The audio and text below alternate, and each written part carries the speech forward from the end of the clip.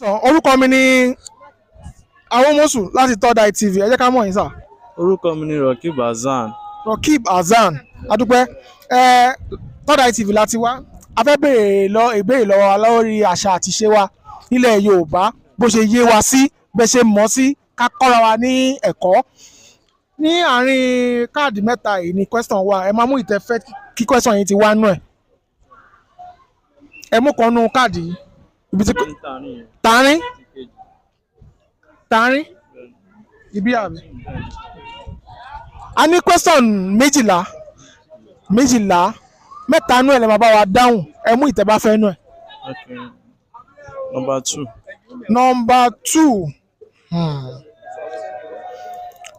Number 2 ni wípé òrìṣà kan bẹ nílẹ̀ Ìjẹ̀bú tí wọ́n ń bọ tó yẹ pé òun ló gbajúmọ̀ jù nílẹ̀ Ìjẹ̀bú. Kí lorúkọ òòṣà náà? Nílẹ̀ Ìjẹ̀bú. Níjẹ̀bú. Òrìṣà. Nílẹ̀ Ìjẹ̀bú. Bẹ́ẹ̀ ni, níjẹ̀bú. Ó dà, ó wà ní oríkì wọn gan. Ìjẹ̀bú. Ìgbàgbọ́ mi ní pé ẹ máa gbà ẹ ronú sí.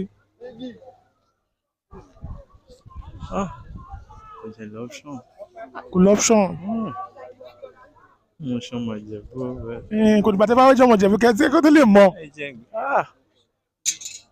Ìgbìyànjú mi ọlọ́mọ yẹn kò já sófo. Kò lè já sófo, kò lè já sófo.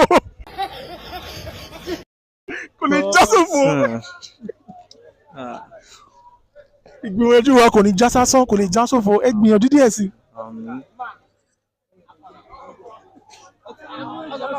Kọ́sítọ́mù mi sí wà. Ìyẹn náà ni orí ẹ̀ náà la ìwà kan tó lọ sí mi.